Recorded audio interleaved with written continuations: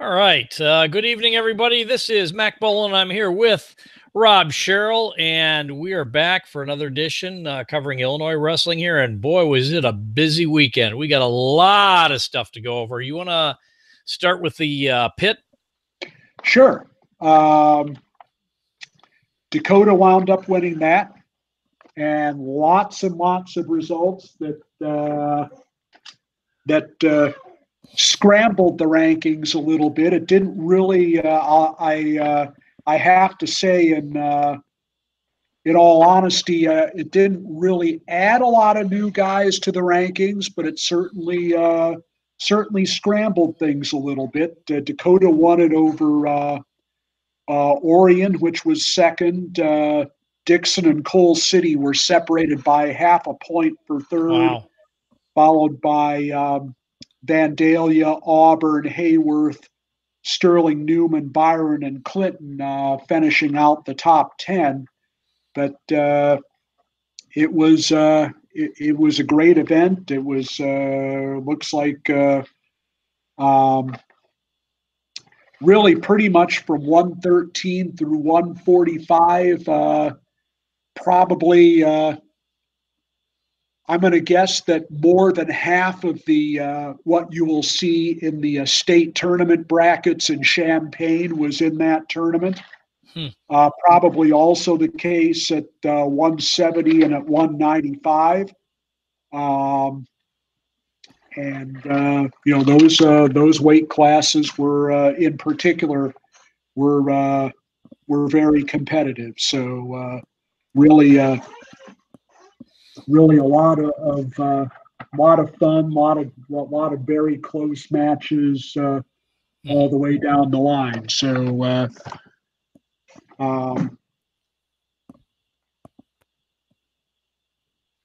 so in 1A, anything else in 1A we have going on? Well, let's see. Looking back at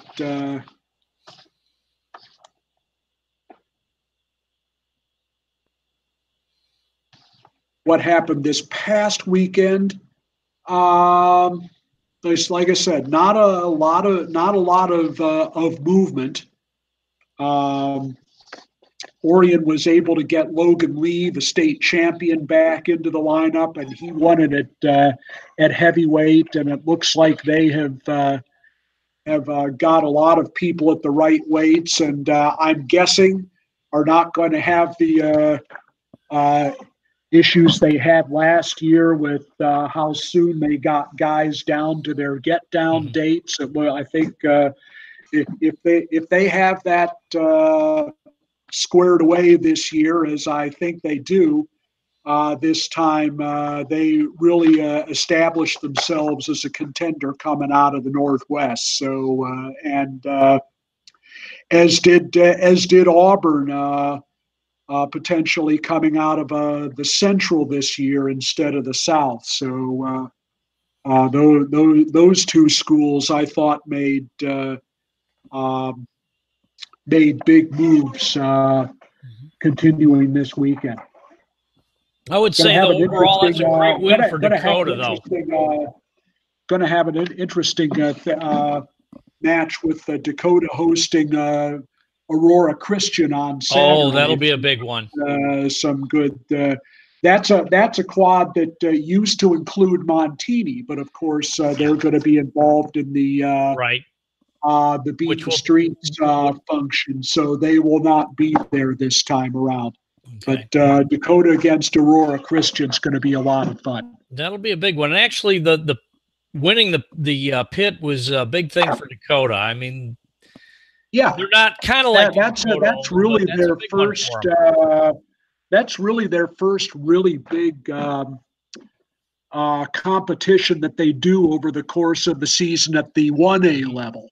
You know, they wrestle a lot of 3A competition before the holidays, and this was their first big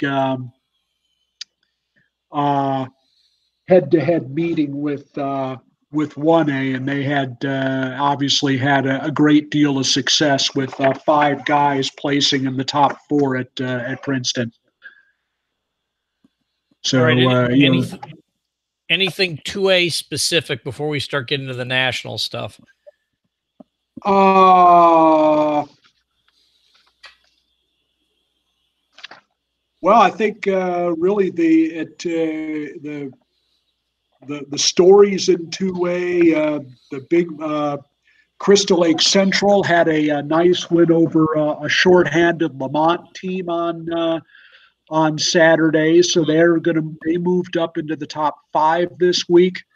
The rise of Lake Forest continues. They're now 25-0, and they're in the top 10 for the first time. They moved up to number 9 this week, so it looks really good for Lake Forest to be in their first Elite 8, and I don't know how much far they'll get beyond that, but Marion Central had to get their feet wet in the Elite 8 last year, and it looks like Lake Forest is going to do the same thing this year.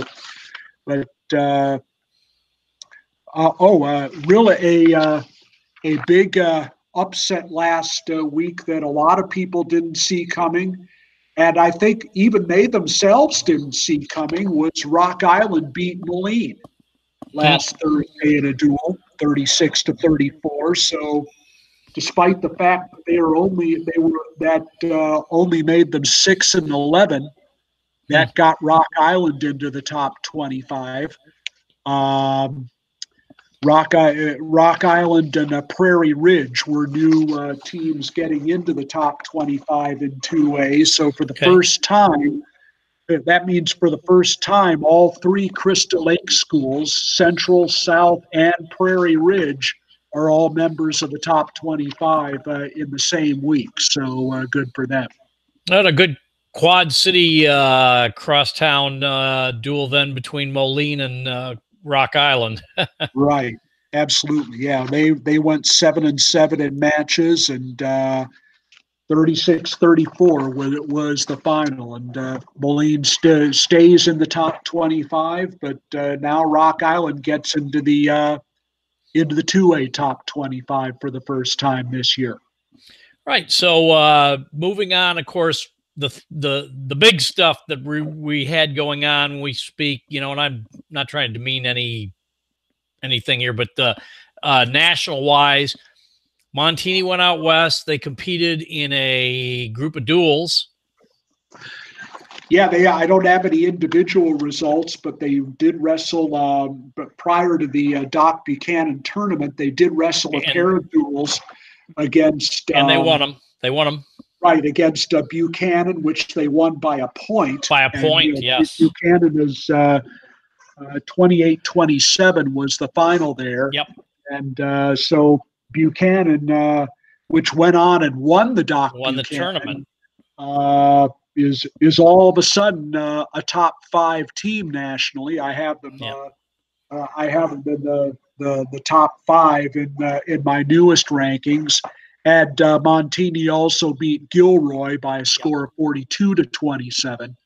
So two good warm-ups for Montini going into the Doc Buchanan tournament. And, of course, as you mentioned, Buchanan won that. Montini was second, and Bergen Catholic was third. Right. Now, in the duels, Wyoming Sem was there, too. Now, they did not wrestle Montini, but Wyoming Sem made it through both Buchanan and Gilroy pretty easily. Right. And I kind of think when we look nationally, at those top teams, of course, we know Blair is pretty much way ahead of everybody. Wyoming Sem, and then everybody else is kind of close in the mix. And we'll see, because obviously some of these teams are going to meet head-to-head Saturday at Oak Park. Then we had the Cheesehead, which Mount Carmel won. They did. Speaking of last word on Blair, they were at they've made the Geary tournament in Oklahoma an annual part of their schedule, and that was this past weekend. And Blair had 10 champs, but they did have a couple of guys get upset. Dominic Mata at 160 lost to Tate Piccolo, and Mata wound up getting himself thrown out of the tournament for that loss. So not a moment he's gonna not a moment he's gonna want to remember. But they did have a chance. So it was quite a. I going back to the Buchanan real quick, and I guess I don't want to dwell on this, but I had heard, and not just from a few sources, but from a lot of sources, that the seeding in the Doc Buchanan tournament was, well, that's okay. I don't. That's why I don't always. I always take tournament team scores with a grain of salt, because you never know. Yeah. I look at so many of these brackets and I'm thinking, how did these guys wind up on the same side? Or somebody on a certain side where they pretty much got a path right to the end. But exactly. Yeah. So that's why. What are you gonna do? That's why I don't. Tournament team scores don't mean a lot to me in terms of doing rankings. They're interesting information, and that's about it. So great showing by Mount Carmel, winning the Cheesehead. And then we had the Clash. Not really a lot of high-ranked teams in there, but Oak Park River Forest went in, took care of business. Yeah, I was a little bit. I expected out of the Clash more matches between ranked individuals, and there were almost none. Right. Really, the only match of any consequence that I saw from a national rankings perspective was Rundell beating Crease. Right, in the 113-pound match. That might have been the only match that matched top 25 individuals in the entire Clash this year. We usually have a lot more than that, but I'm sure it was a fun match to watch. Oh, anyway. It was a great match. It did not disappoint. It was a wild one, no doubt about it. And at one point, Rundle was down, and Crease made one slight mistake, and it cost him 5 points. And Rundle went on to win the match 11-6. But it was a great match, and a little bit down this year because you didn't have St. Edward or Montini, etc. But the still a great tournament, and I really, Huntley first time entry, and they actually did pretty well. Yeah, I thought for the most part, our teams, showed up pretty well. As you and I mentioned, I was. Sandberg, I was a little. I really thought we would see more from Sandberg than we saw. I thought this particular. I thought this particular setup, would be a situation where they could really shine, and they just didn't. Well, that first round matchup, the first round matchup they had with Parham of Minnesota. Yeah, that was a very tough draw. Yeah, and I was kind of surprised. I mean, a tough match, but they got clobbered. Parham's upper weights are really, really good, and that's where they took a beating. And that's one of the things. Sandberg's very good in the middle, but if you got a really good run of lower weight guys or a really good run of upper weight guys, you have a chance against them. Yeah, and Hendricks was he did well. Obviously, Chris Nolan, all tournament team, he did a great job. And it was just a little surprising. Now they came back a little bit. They got beat pretty bad by Glenbard North, and of course Glenbard North first round match is one of those things that I've been talking about for a little while here, because the match against Bettendorf, Iowa was horrendous. I mean, it was. Yeah. It came down to, to put this in perspective, it was a great dual meet, back and forth. Assad gets the pin. Glenbard North goes up by 4 points. Final match in the duel, 4-point difference. In the match itself, and I don't remember what the kid's name was from Glenbard North, but he's winning by 3 points. And there was a point where he got in a little bit of trouble. I mean, he was still controlling, and there was back exposure. His shoulder blades never touched. And you heard all the Bettendorf people yelling and all the yelling and everything. And all of a sudden, a referee immediately slaps the mat like a freestyle touch fall. And yet neither of the Glenbard North's wrestlers' shoulder blades were touching the mat. Yeah. And it was one of those things, and I hate to talk about officiating, but this was one of those cases where not only was a horrible call, and of course anybody who was there from Glenbard North will tell you that, and I brought it up to the tournament director because it was that bad. I mean, normally I would never say a word, but it was so bad that it was egregious. Well, and you have to know the situation there, and Yeah, sounds like he may have lost track of what I think just what the situation was. Now, from what I saw, there was no way that was a defensive pin or a pin of any kind because, like, again, his shoulder blades so are touching. This would have been the match at 120 then between Evans and it was the very last match of the duel. And Evans is a ranked kid in Iowa, so he's pretty decent, but still.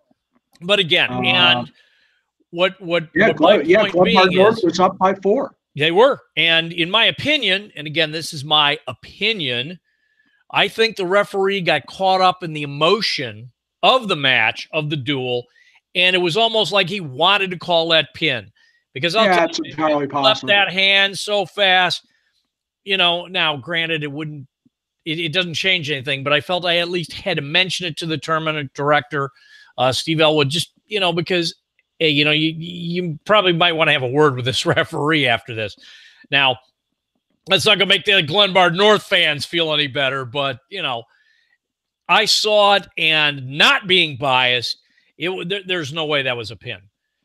But, that's the way it goes sometimes. Looks like there was the situation at 195 in that match, looking at the box score, where Bashang must have thrown the kid in overtime. I mean, this is a 7-point overtime win. I don't know if this is there was a 4-point near fall involved, or whether he had the or how long he had the kid on his back. But that there's a situation where instead of Glenbard North getting 3 points, they might potentially have gotten 6, and this never would have been a consideration.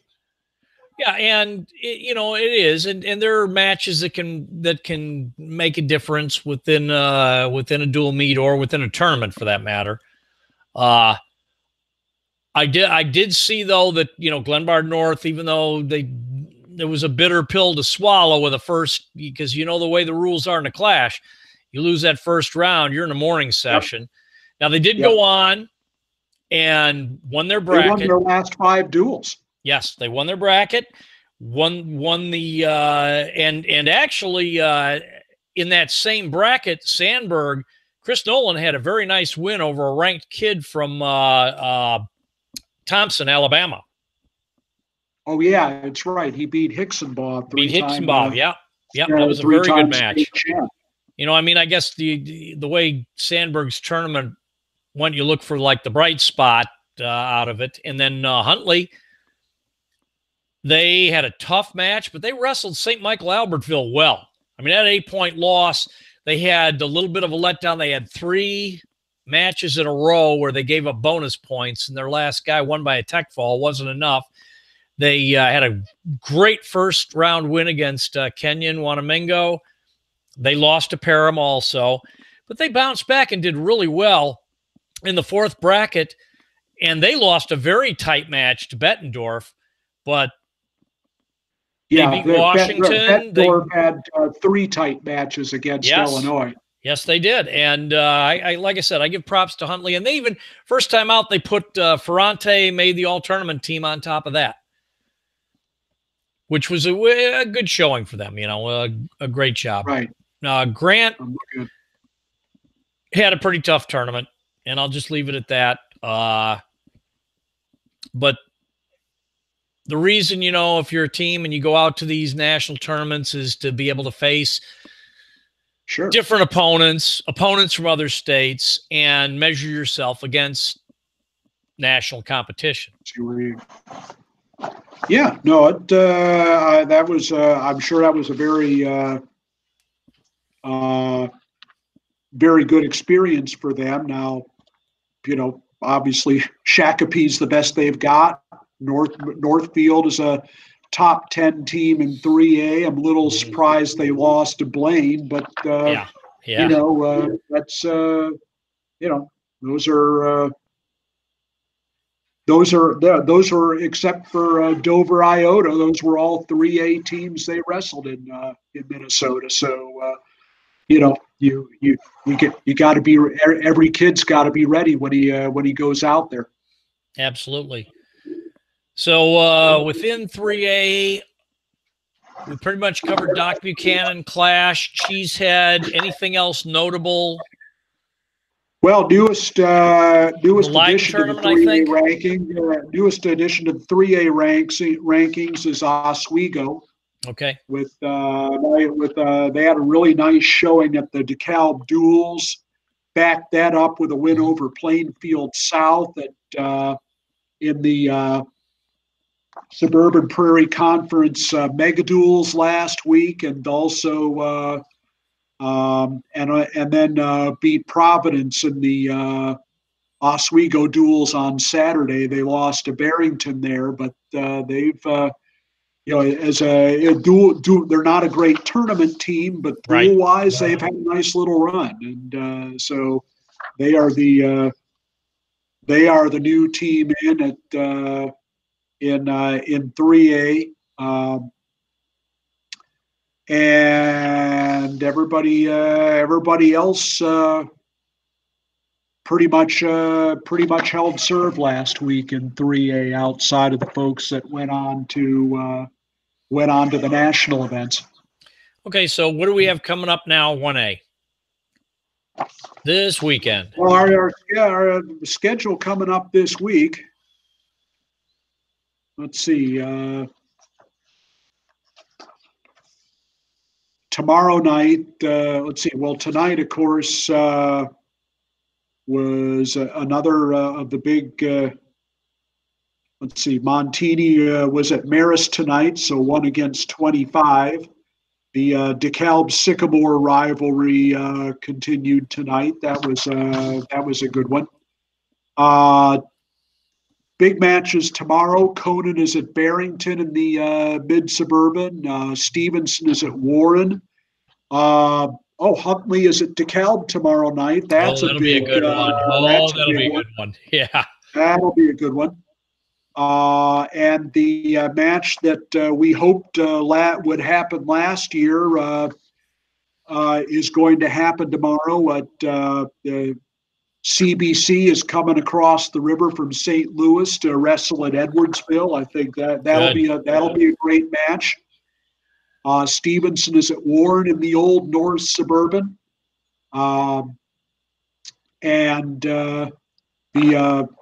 this weekend at Tolono Unity, the Illini Prairie Conference Duels start tomorrow night and continue on Saturday. We've already touched on the Beat the Streets brawl that's on Saturday, and Montini is there, Poway is there, Bergen Catholic, and Lake Highland. Those all 5 schools, all of which are in my newest top 25 this week, all taking place at Oak Park, and I know you'll be on the microphone. I'll be on the webcast with Coach Bukowski. That's Mike Bukowski, former head coach of Montini. Yep. Sandburg will get another chance to redeem themselves at the Sandburg Duels. which also takes place on Saturday, and a couple good mega duel events going on at Nequa Valley. They're going to have Glenbard North, Barrington, Lockport. Oh, wow. Okay. Bradley, Mattia Valley, Plainfield Central, and Bolingbrook in. Mount Carmel is hosting Jacobs, Wheeling, St. Pat's, De La Salle, and Hinsdale South. And a couple of some good quads on Saturday. Stevenson is hosting Yorkville, Deerfield, and Huntley. Warren is hosting Glenbard East, Rolling Meadows, and Taft. Grant is hosting Downers South, Mundelein, and Niles, Notre Dame. And tournaments going on this weekend. We got some 2 days. Of course, the Bi-State at Geneseo is this weekend. The Illini Classic is this weekend at Lincoln Way East. The Quincy tournament is this weekend. That also a 2-day. And tournaments that are just Saturday at Amboy, Batavia, Caneland, Kewanee, Lyle, the Mahomet, Seymour, Normal U High, Reed, Custer, and Urbana. So those some big events going on Saturday. All right. I want to talk briefly again about the Beat the Streets, just because tickets are still on sale, $10. It will be at Oak Park River Forest High School. It begins in the morning with a youth clinic with Tony Ramos. First round action will start at 11 a.m., and this will go all the way through the day until 7:30 p.m. with the final round. And in the final round will be a duel between Oak Park River Forest High School and Montini. Now, in addition to the team matchups, Rob, as you know, there's going to be a lot of potential for some nationally ranked guys within all these teams. I don't have it in front of me, but I saw probably about 14 potential matchups of nationally ranked individuals within this tournament. And let me put out the call for anybody that's there who can feed me box scores of these duels. If you could do that, that'll be very helpful, both for Illinois rankings purposes and for national rankings purposes for my next go around. So anybody who can feed me box scores from Saturday, please do. We're gonna need them for sure. What's your best contact for that? Sherrill3062@gmail.com. That's Sherrill3062@gmail.com. And we'll use anything we get. Yeah, right. Doesn't matter who sends them. As long as you got the right information, that's all that matters. All right. And again, folks, I hope you enjoyed the podcast. I would encourage you, please, to make comments. We enjoy positive comments. And if you can, down below, click the thumbs up button if you'd like. Now, we have one troll, so to speak, who likes to come on here and click in for about 2 minutes. I know he is on Illinois Mapman Forum and basically put a thumbs down all the time, but don't be that guy. If you have any, let me throw in something else that kind of dovetails on the new classifications. Sure, shoot. As you know, most states already do this. The IHSA has always been kind of unique in that they set their classifications on an annual basis, or at least have. Most states go on a 2 to 3 year cycle for as far as enrollment classification boundaries, and the IHSA is embarking on a 2 year cycle for enrollment classifications, which I think is a really good idea, because if you're one of those schools that goes back and forth, say between 3A and 2A in wrestling. Richards is a school that's kind of been in that boat for a while.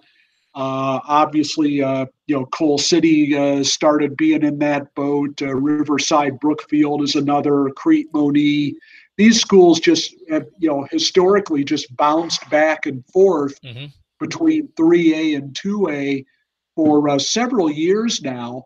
And the problem with that is you don't really get an opportunity to set your schedule because, you don't know who you're going to go up against in the regional from year to year. If you try and set yourself a 3A schedule and you wind up in 2A, well, there's a possibility that you're not going to have anything that's going to help you in seeding in terms of who you're wrestling.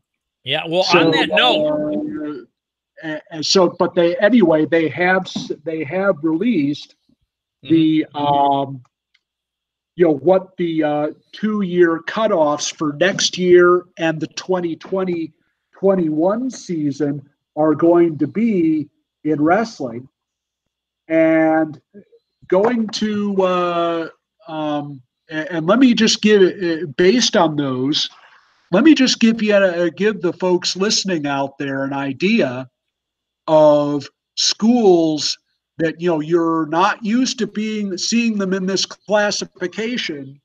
Starting next year, they're going to be down. Like, for instance, the boundary between 1A and 2A is going to be at 788. So here's some schools that you're not used to hearing being in 2A, in 1A, that are going to be going down to 1A starting next year.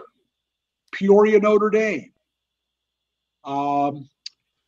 Civic Memorial, Mount Zion, Rochester, Taylorville, Nazareth Academy, if they don't get multiplied, and they wouldn't unless they win a regional.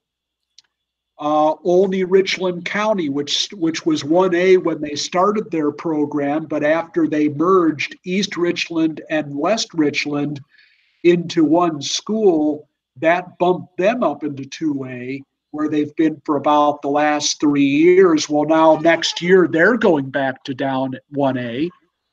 Dixon is going down to 1A. So is North Chicago. So is Rantoul. So is St. Francis. So is Harvard. They've been in 2A for some time. They'll be going back. Canton is going to 1A. Sandwich going back to 1A. Plano, Marengo, St. Lawrence, if they're not multiplied, will be going to 1A. So will Manteno. So will Richmond Burton. So will Coal City. Not Marion Central, because they'll probably be qualifying again, so they'll be multiplied. They'll be multiplied. But that's an idea of some schools. Yeah. And Joliet Catholic, if they are not multiplied, would be going to 1A. Well, those are some schools that you're used to being in 2A for some time. Right. They're going to be going back to 1A starting next year. So you may see some more creative co-ops for some of these schools who may not think they're going to be able to compete, who are heading up, who is, to increase their competitiveness. Now let's look at the boundary between 2A and 3A, which is going to be at 1727. Deerfield's going to move down to 2A. Deerfield is one. Deerfield is the most impactful school that is in that boat, but Cary Grove will be going down to 2A. Wheeling will be going down to 2A. So, and they've been down for a couple of years, but, Wheeling, with a couple of those teams they had 3 and 4 years ago, if they were in 2A, they'd be Sure. competing for a trophy for sure. Now, here's an interesting situation. If Marist decided they wanted to compete in the classification that was consistent with their enrollment, they had a multiplier from the waiver this year. Had they and if they had been able to use it. Now this year they did not use it, but they would have been the biggest 2A school under the new classification system. But now they are. But if they are able to keep their multiplier waiver, Marist would be a possibility in 2A next year. Sure. But again, if they win their regional, that's probably out the window. So they're in the same regional with Sandburg. So we'll see what happens there. But those are it doesn't affect as many schools as on the 3A 2A line as it does on the 2A 1A line. But again, Wheeling, Cary Grove, Deerfield, Hampshire would go back to 2A. Crete Monee would be in 2A. East Moline United would be in 2A. Normal West would be back down to 2A.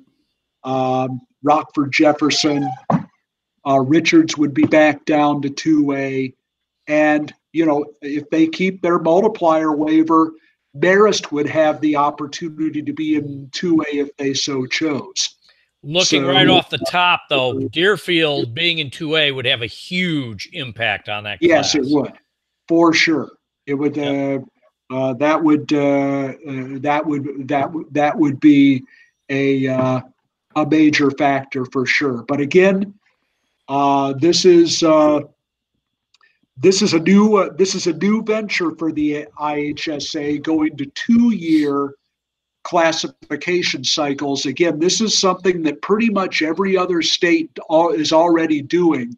Illinois has been kind of unique in doing this every year. And obviously, this is not a wrestling thing, but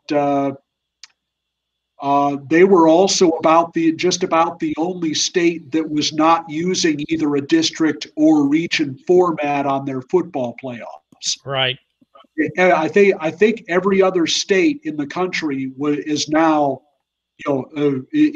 using some kind of a district format. And just to give you an idea of how it works in Tennessee. I know the IHSA is trying to force 8-team districts in their setup.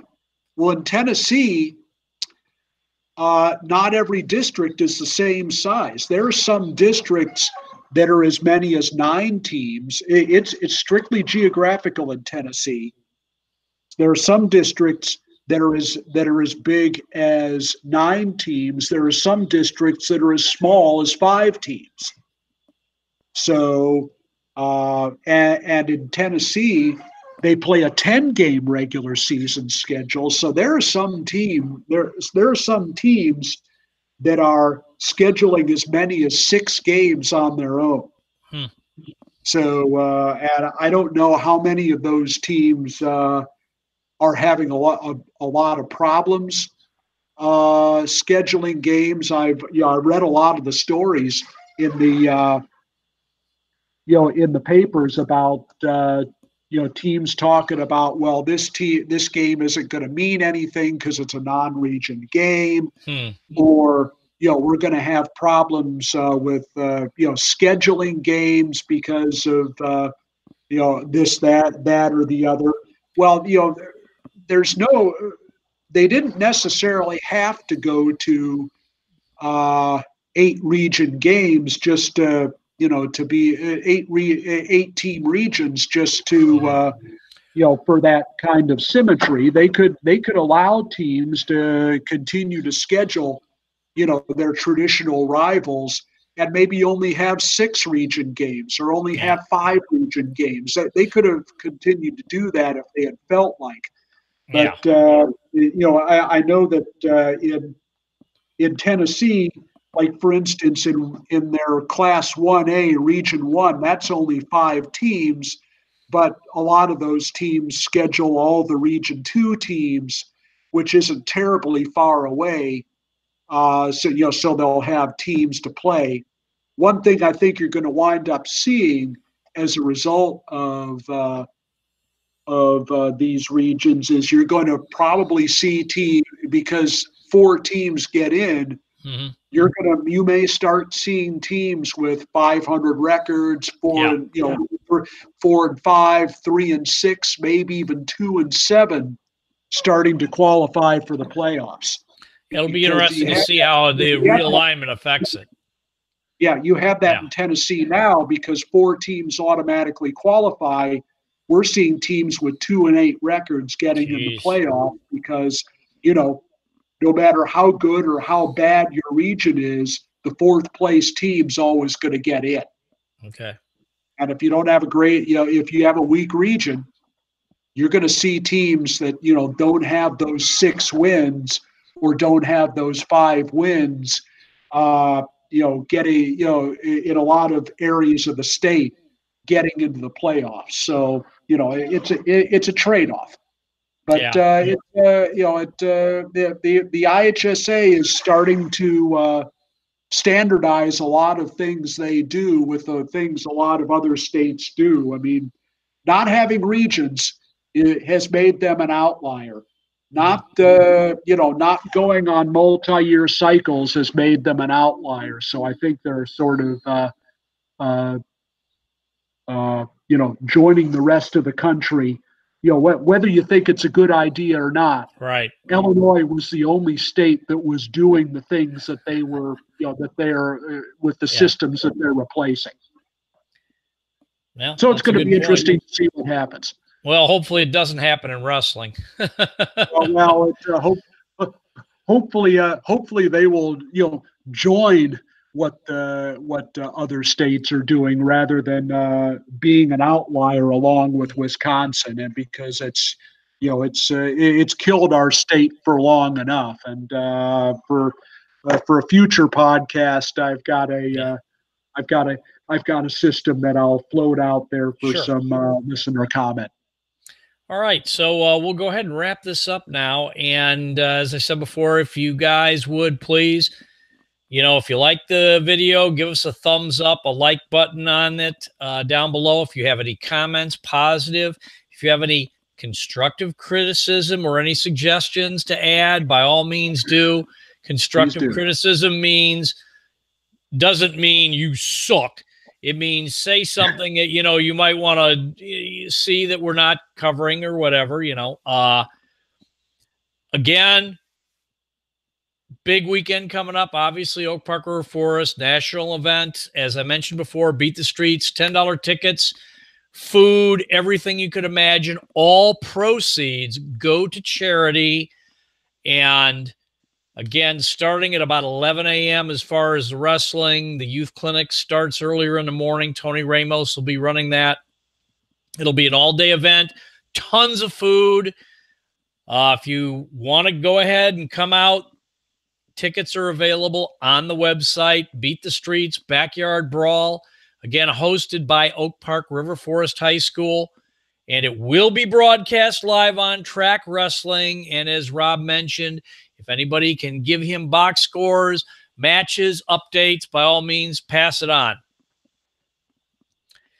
And that's going to do it, everybody. Hope you enjoyed this edition. We'll be back next week and talk to you then. Have a good evening.